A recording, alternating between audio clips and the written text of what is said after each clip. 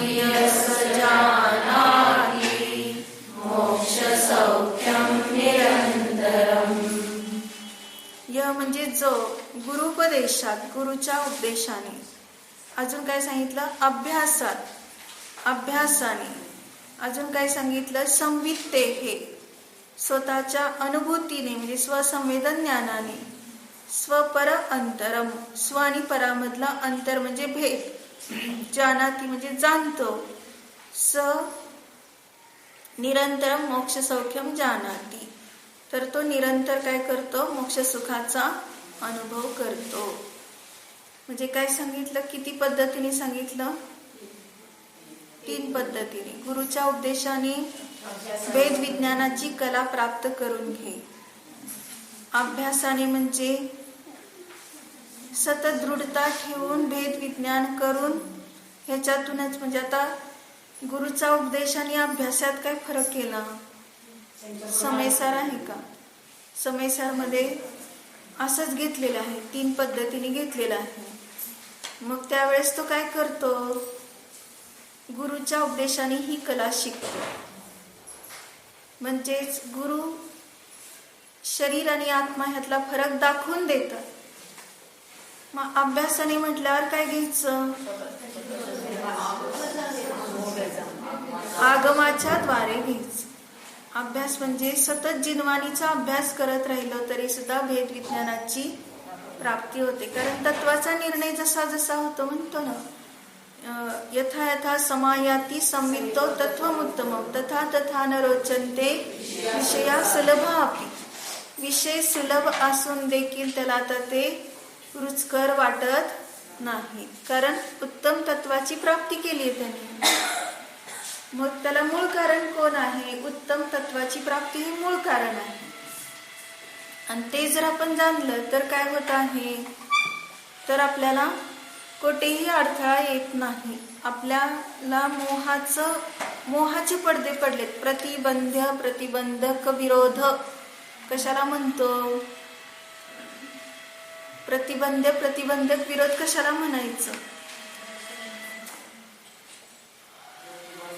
आंबा खाली का पडत नाही? झाडाच्या खाली का पडत नाही आंबा?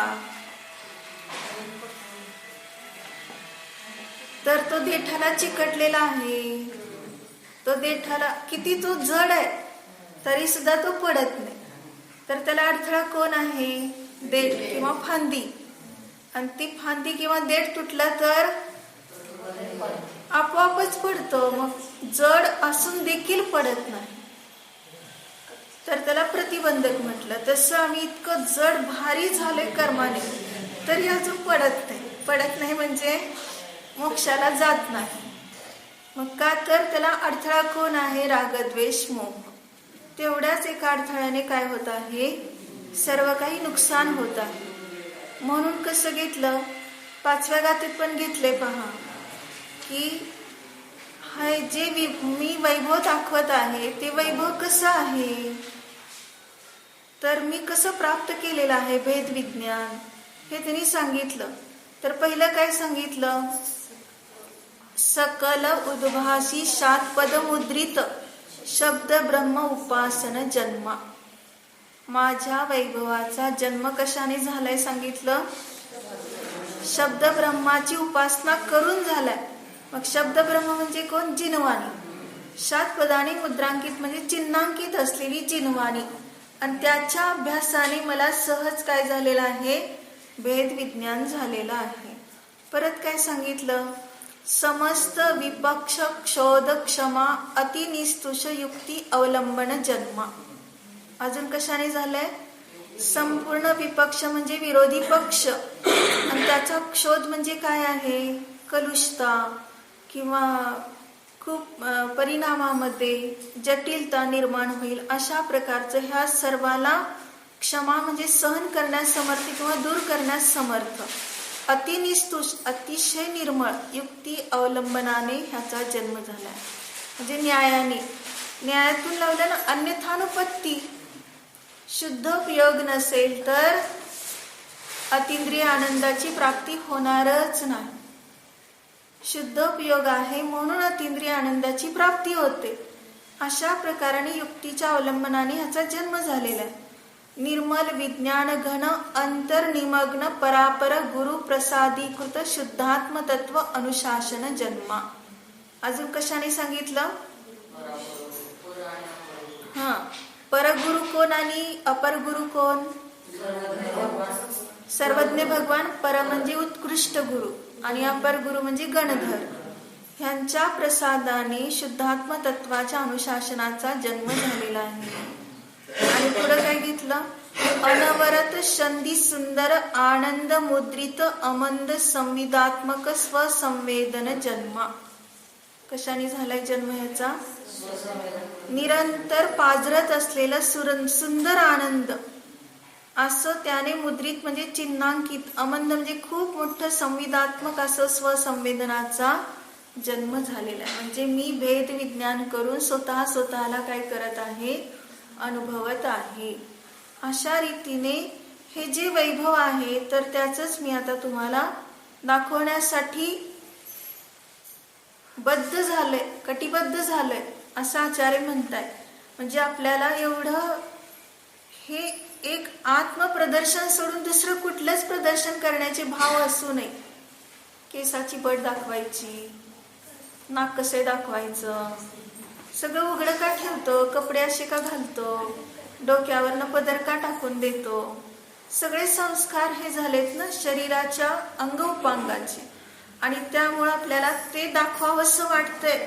ह्या 5व्या गाथेने सांगितलं आत्म्याशिवाय दुसरं काय दाखवू नकोस, आणि आत्मा तर दिसत नाही, पण ह्याने ह्याचा जन्म होतो सांगितलं.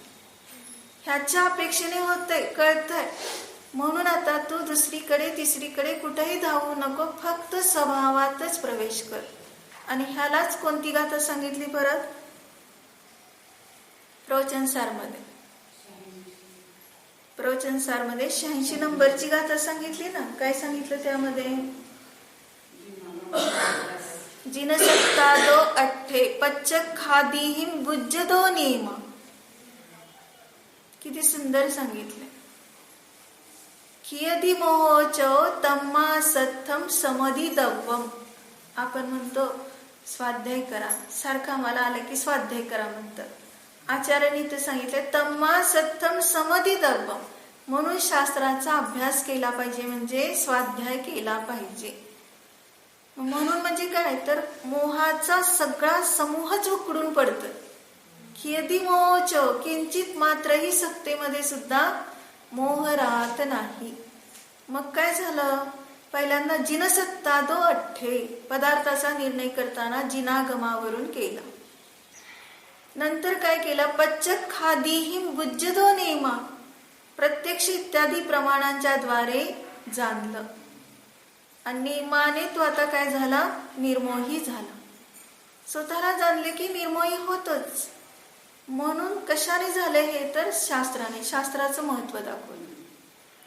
आणि इथं काय सांगितलं? गुरुपदेशात पहिल्यांदा गुरुचा उपदेश घेतला. मग गुरु म्हणजे कोण इथं पाहिलं आपण? परापर गुरु म्हणजे सर्वज्ञ भगवान गणधर. मग त्यांच्या प्रसादाने मला हे प्राप्त झाले. मग त्यांच्या प्रसादाने म्हणजे काय? प्रसादचा अर्थ काय होतो? हा अर्थ आपण करतो म्हणूनच आपला गोटा होतोय. प्रसादचा अर्थ कृपा नाही.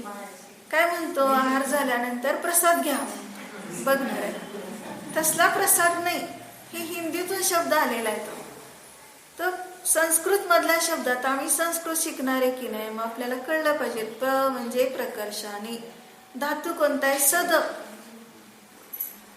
प्रकर्षाने जो स्वतःमध्ये व्यवस्थित निर्मळ परिणतीने राहतो त्याला म्हणायचं प्रसाद. म्हणजे कुठं राहिला तो? स्वभावात राहिला, त्याला म्हणायचं प्रसाद. गुरुच्या प्रसादाने म्हणजे गुरुने सांगितलं माझे निर्मळ परिणाम झाले, त्यांनी प्रसाद वाटला असं नाही, आणि त्यांनी मला प्रसन्न केलं असं नाही. प्रसादचा अर्थ प्रसन्न, स्वच्छता. मग ती स्वच्छता कुठं आहे? तुझ्यामध्ये. गुरुच्या प्रसाद, गुरु तर निर्मळ आहेत, त्यांच्या निर्मळतेने तुझ्यात काय फरक पडणार आहे? पण त्यांच्या उपदेशाने काय झालं की तत्व कळालं. आणि आपले परिणाम निर्मळ झाले. म्हणून ते निमित्त घेतलं. पण शेवट काय घेतलं? स्वसंवित्ते.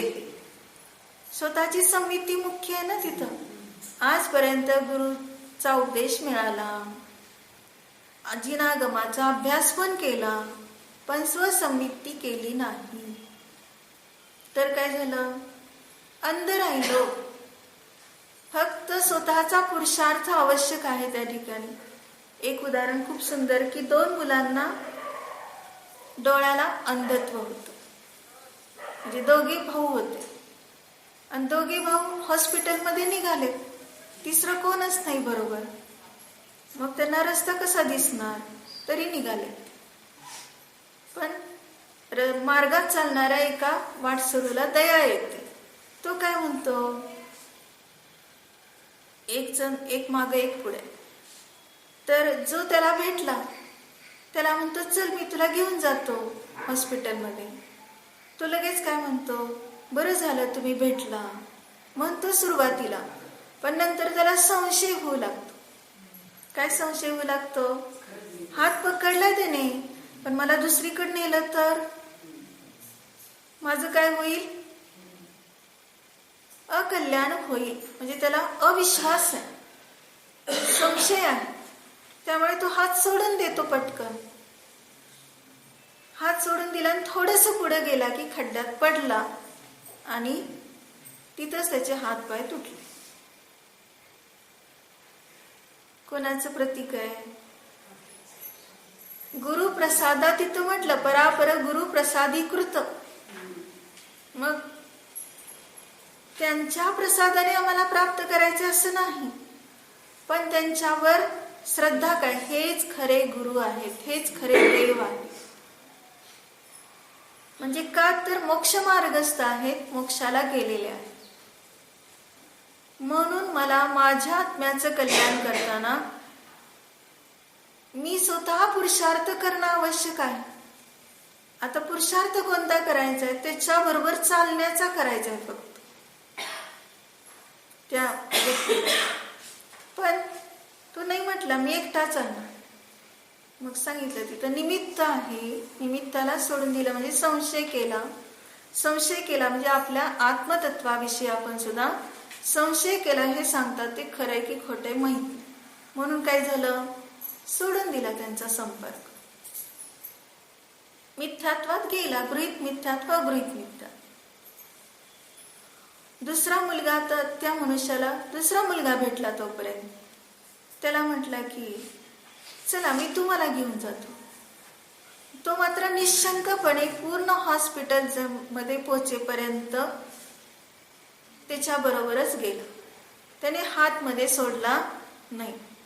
मग तिथं गेल्यानंतर त्याच्यावर उपचार झाला आणि आता तो व्यवस्थित डोळस झाला. म्हणजे बघू लागला, सगळं दिसू लागलं.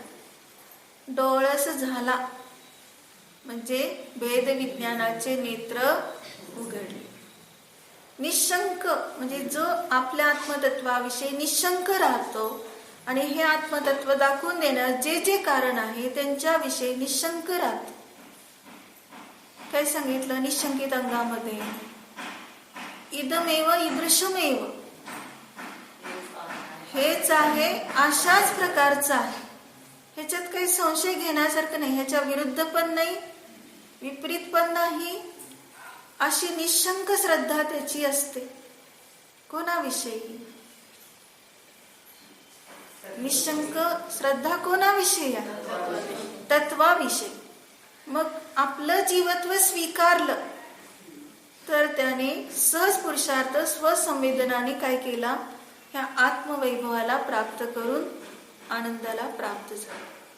आणि एकदा अशा प्रकारचा त्याने अनुभव घेतला की त्या ठिकाणी तो सर्वाला सांगत सुटतो, हाच अनुभव खरा आहे. म्हणून 5व्या गाथेत सांगितलं, मी याचंच प्रदर्शन करतो, ह्याला सोडून दुसरं काहीच दाखवत नाही. म्हणजे काय झालं? प्रत्येक ठिकाणी एक आत्मतत्वच आपल्याला उपादेय आहे हे समजलं आणि ते समजून घेणं अतिशय आवश्यक आहे.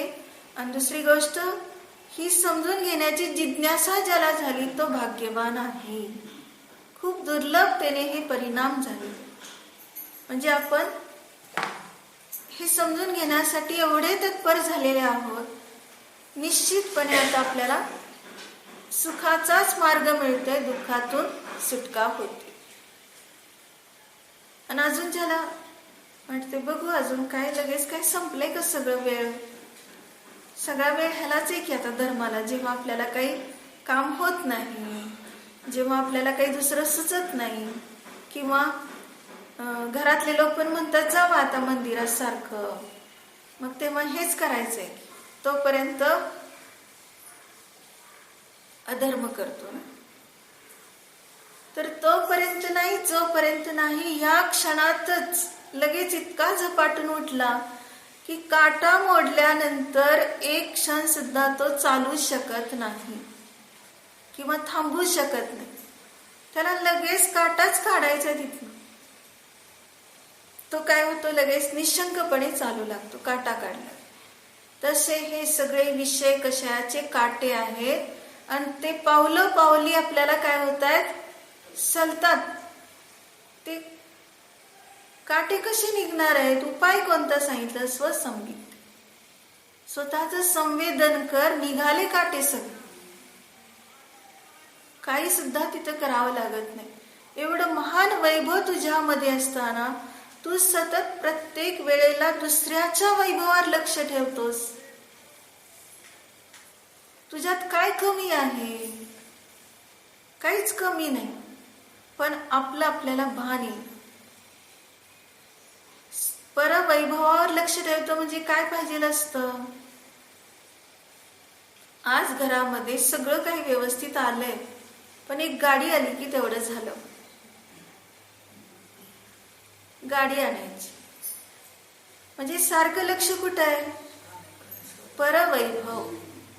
हे पुद्गलाच्या वैभवावर तू का रमतोयस, का भाळतोयस, ते तुझं नाही, ती गाडी तुझी नाही. म्हणजे हे सर्व जड असताना देखील त्याने तुला आकर्षित केले, आणि तू चेतन असताना सुद्धा काय केलंय, त्याचा नोकर झालायस. पुद्गलाचा नोकर काय म्हणतो, स्टेशनवर उतरलं की लगेच म्हणतो कुली आहे का कुली, आणि ते पण सगळे लगेच समोर येतात आपलं सामान बघून, कुली आहे कुली म्हणतात. आपण सुद्धा काय करतो, मी कुली आहे. कसला कुली आहे, लगेच स्टेशनवरून उतरलो म्हणजे कुठं, जन्माला आला, सुरूच झालं लगेच पुद्गलाचं हमालकी करायला. कसं हमालकी करतो, झालं लगेच जन्माला आलं की त्याच्या अंगावर कपडे आलेच. येताना कसा आला होता, निराभरण, निरावरण. आवरण नाहीये म्हणजे वस्त्र नाही, निराभरण कुठलं दागिने नाही. यथा जात रूपधारी म्हटलं ना मुनींना, म्हणजे जन्माला आलेला बालक जसा त्याला काही असं दंदफंद नाहीत, कुठले विकल्प नाहीत, मायाचारी नाही, अंगार वस्त्र नाही तर नाहीच आहे, बाहेरचं पण संग नाही ना आतला पण संग नाही, एक देश दृष्टांत घ्यायचं. मग तसं तो यथा जात रूपधारी मिळालाच त्याला लगेच पुद्गलाला नोकर, नोकराच्या शोधातच आहे. माझी प्रसिद्धी करायला चेतनच पाहिजे ना आत्मा. जडाची प्रसिद्धी जडाने कशी होणार. पण काय सांगितलं, समयसारमध्ये सांगितले ना की जडाची प्रसिद्धी कशी काय होते, कोण करतंय.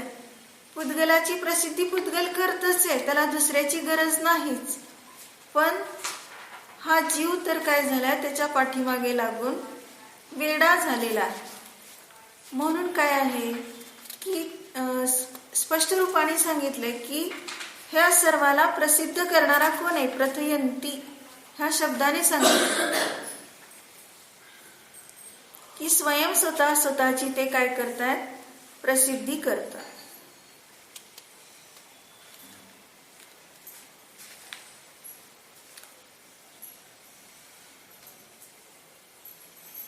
काय सांगितलेलं आहे पहा, याच्यामध्ये सुद्धा आहे 65-66 नंबरची गाथा आहे समयसार मध्ये. आणि तिथे सांगितलं हे सर्व जे आहेत कोण जीवस्थान ते काय आहे, बादर, सूक्ष्म, एकेंद्रिय, द्वि, त्रि, चतु, पंचेंद्रिय, पर्याप्त, अपर्याप्त, अभिधानाभिः, पुद्गलमयीभिः, नाम कर्म प्रकृतिभिः क्रियमानानि पुद्गलः एव न तु जीवः. कोण आहेत ते?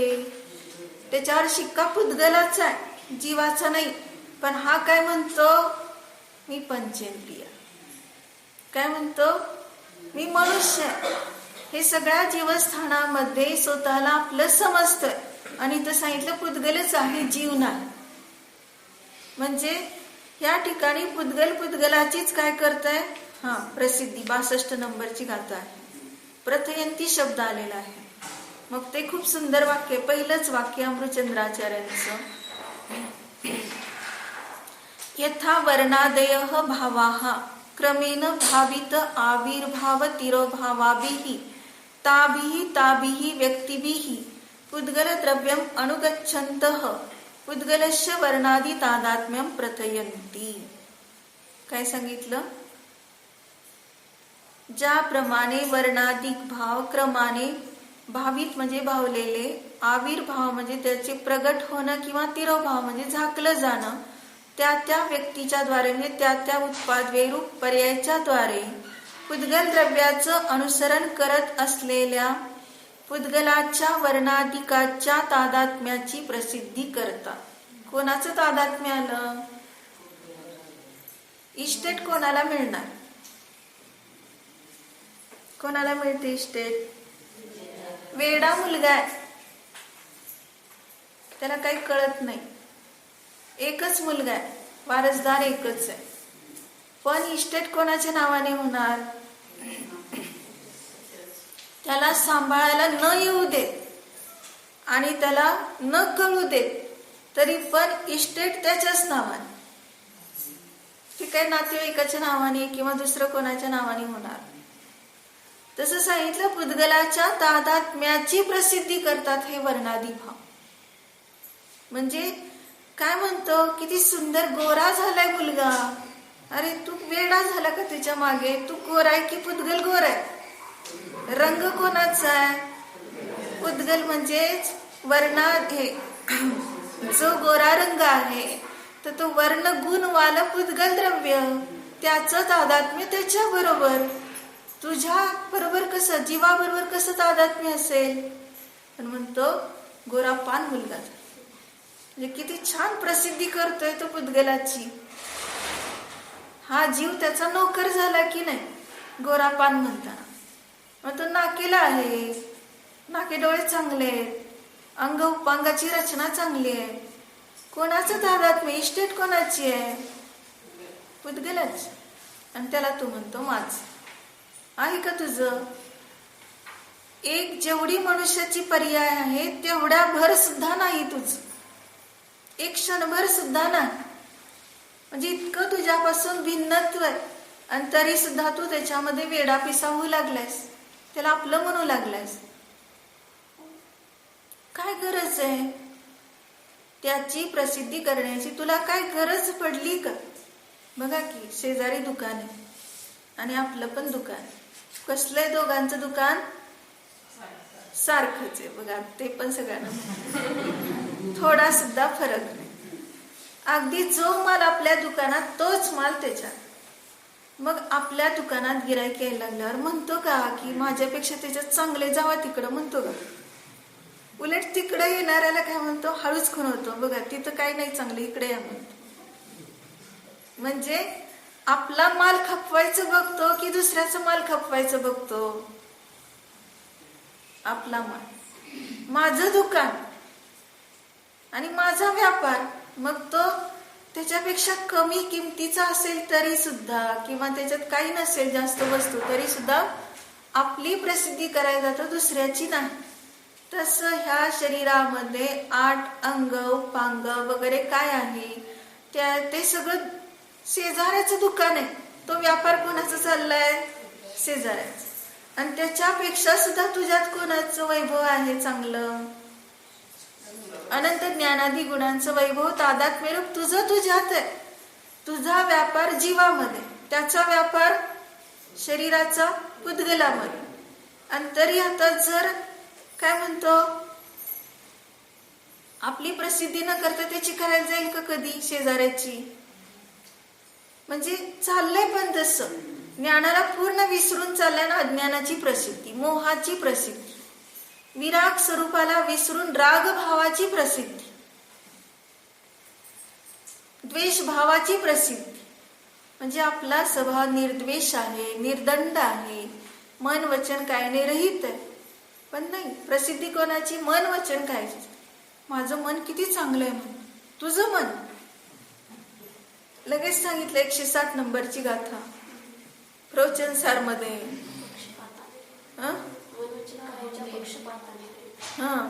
म्हणजे मन वचन काय माझे नाही, मग म्हणून मी त्याचा पक्षपात आता सोडून देतो. एवढा मध्यस्थ होतो की ते माझ्या स्वरूपाचे नाही. कारण माझ्या स्वरूपाच्या आधाराची गरज नाही त्यांना. लहान मुलगा आईचं पदर सोडत नसेल तर आई त्याला सांभाळते, कारण त्याला काही कळत नाही, त्याच्या सगळ्या क्रिया कराव्या लागतात, त्याला सांभाळावं लागतंय. मग तो आईच्या मागे आहे तर आई पण त्याला सांभाळ. पण ह्यातलं एकही परमाणू तुमच्या मागे लागलेला नाही. एकही परमाणू कुठल्याही जीवाच्या मागे लागला नाही, तरी सुद्धा प्रत्येक परमाणूला सांभाळण्याची जबाबदारी घेतोय हा. म्हणून आचार्य म्हणतात ते आपल्या स्वरूपाच्या आधाराने राहतात, माझ्या चेतन स्वरूपाच्या आधाराची त्याला गरज नाही. मग मी तिकडे लक्ष का द्या? माझा फुकट वेळ का घालवा? जसं आपल्याला काय केलं, कोणीतरी दरवाजात थांबवलं, थांबा म्हटलं, थोड्या वेळाने दरवाजा उघडतो ना आत घेतो म्हणून सांगितलं. आणि काय झालं घटना? म्हटले सगळं भरलंय आत, फुल झालंय, तुम्हाला जागा नाही म्हटले, जावा म्हटले. मग तो ओरडतो काय, 1 तास माझा फुकट का घालवला, मला दरवाजात उभा का केलं, मी आत येण्याच्या आशेने थांबलोय आणि तुम्ही म्हणताय जावा, जागा नाही म्हणते. मग त्याच्याशी भांडतो तो, 1 तास माझा फुकट घालवला. आता किती जन्म घालवले? ह्याच्या दरवाजाशी तू सारखं दरवाजे ठोठवते 5 इंद्रियाशी, आणि ते प्रत्येक इंद्रिय कसे आहेत आपल्याला आशा दाखवतात. काय आशा दाखवतात? आता नाही तर पुढे तुम्हाला सुख देईल, स्पर्शनेंद्रियाचं, रसनेंद्रियाचं. आज उपास आहे ना, उद्या खायचंच आहे. रसनेंद्रियाने आशा दाखवली आणि उद्या जेवायला बसला तर पहिल्याच घासाला अंतर आहे. मग काय म्हणतो, आशा नुसती दाखवली, 2 उपास पडले, त्यापेक्षा मी आजचा उपास केला असता की जर मला मिळणारच नाही हे जर निश्चित असतं आणि भूक शमणारच नाही हे निश्चित असतं तर 2 उपास केले असते. 2 उपास कशाला? अनंत काळपर्यंत तू अनशन आहे, सदैव अनशन आहे, हे तू विसरलाय. आणि म्हणून रसनेंद्रियाच्या वश होतोय आणि म्हणतो 10 दिवसांनी तर जेवायचंच आहे ना. काय आशा करतोय? 10 दिवस उपास म्हणजे अनंत काळ उपास समजत नाही. काय समजतो? 11व्या दिवशी पारणं समजतो. प्रत्येक जण सूचना काय देतो, आहे की दुसऱ्या दिवशी पारणच आहे, आज 10वा दिवस आहे, झालं, सकाळ झाली की उद्या पारणच आहे. म्हणजे कुठल्या सूचनेवर तू जगला? खाण्याच्या सूचनेवर जगला. अंश स्वभावाच्या सूचनेवर जग, खात असताना सुद्धा.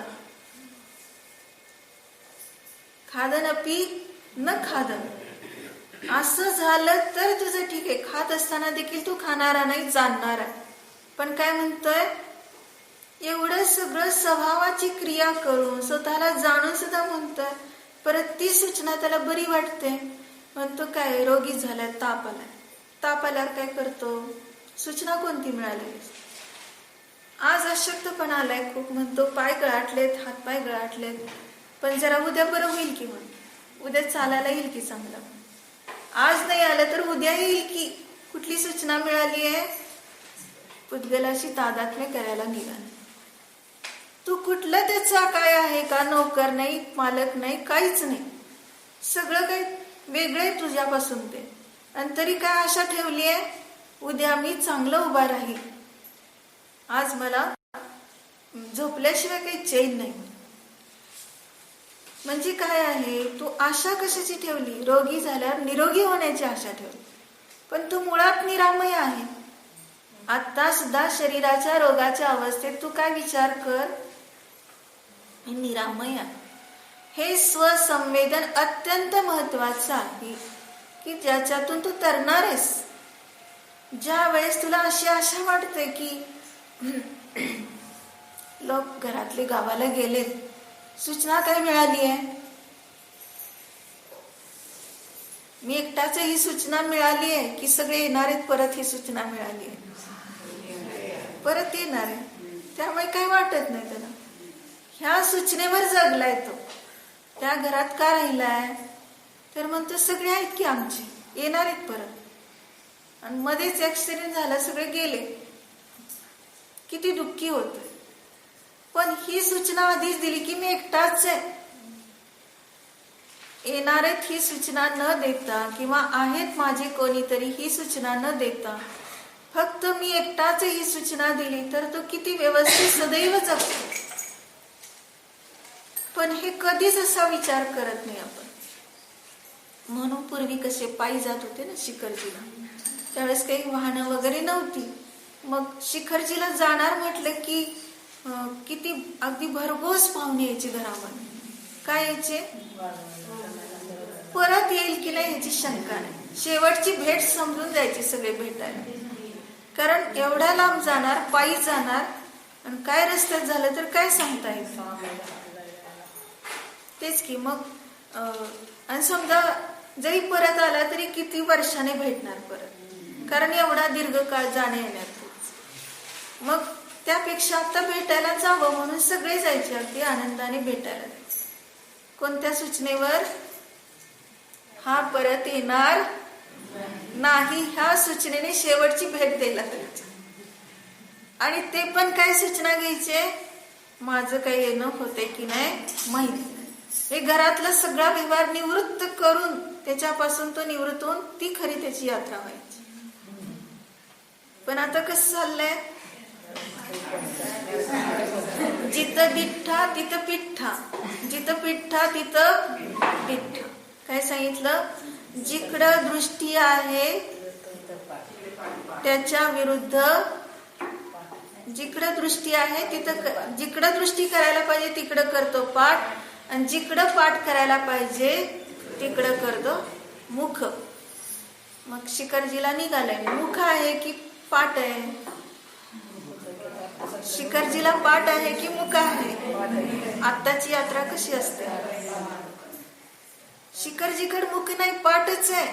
तिथं पोहोचला तरी सारखी विकल्प इकडेच, सगळं दृष्टी इकडे आहे. मोबाईल आहेच की, मग ती मोबाईल दृष्टीच आहे. म्हणून कशाला ते मोबाईल वगैरे वापरायचंय हे लक्षात घ्यायचंय. जितके आपल्याला विकल्प वाढवण्यासाठी ते साधन झालं, त्या साधनापासून मी निवृत्त होतो. ज्या कारणाने रागद्वेष होतात ते कारणच सुटलं तर मग ते कशाने सुटणार आहे? स्वसंवेदन ज्ञान. हे स्वसंविती स्वतःमध्ये राहिला तर ते सुटूनच जाते, राहतच नाही.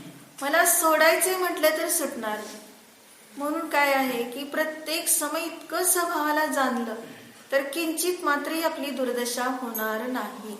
मग आता या ठिकाणी मी मन वचन काय स्वरूप नाही असं जे सांगितलं, मग ते प्रसिद्धी आजपर्यंत कशाची केली आहे? मी तर त्याच्याशी चांगलं बोललो होतो, पण त्यांनी अर्थ वेगळा केला. कुणाचा पक्ष घेतला? वचनाचा पक्ष घेतला. वचन पुद्गलय आणि मी त्याच्याशी चांगलं बोललो होतो आणि त्याने अनर्थ केला, गैरसमज केला लगेच असं. म्हणजे आपल्या वचनाचा पक्ष घेतो किंवा दुसऱ्याच्या वचनाचा. तो पण मी ऐकलंय की तो बोलताना तो पण चांगलं बोलला होता, पण त्यांनी बघा कसा अर्थ काढला. म्हणजे काय झालं? वचनाचा पक्ष घेतल्याशिवाय आपला दिवस जात नाही, मनाचा पक्ष घेतल्याशिवाय दिवस जात नाही, आणि शरीराचा पक्ष घे. शरीराचा पण पक्ष कसा घेतो? मी ध्यानाला बसलो होतो आणि त्यांनी मला काय केलं? बोलवलं, उठवलं ध्यानातून. चांगलं बसलो होतो आणि त्यांनी मला अडथळा केला. चांगलं बसलो होतो, तू बसणारा कुठं आहेस? बघा की दुःख होईल का? जर आपल्याला कोणी उठवलं तर दुःख होणार नाही, कारण तुझं ध्यान कुठे चाललंय? आज शरीरातून नाही चाललेलं. शरीर इकडून तिकडे गेलं तरी सुद्धा ध्यान सुटत नाही. म्हणजे असं स्वसंवेदन अनुपम आहे, अमूर्तिक आहे. म्हणजे ते आपल्याला मन वचन कायाने पकडीत येणार नाही. म्हणून ह्या तिन्हीचा पक्ष घेऊन तो संवाद करतो, पुन्हा पुन्हा अशुभ कर्म बांधतो, पुन्हा पुन्हा चार गतीमध्ये येतो आणि पुन्हा पुन्हा जन्म मरणाला प्राप्त होतो. म्हणून आता जर जसं आहे तसं स्वत्व स्वीकारलं तर किंचित मात्रही दुर्दशा राहणार नाही. म्हणून प्रत्येक समय प्रथयंती काय सांगितलं शब्द लक्षात घ्यायचं. कोणाची प्रसिद्धी करतात?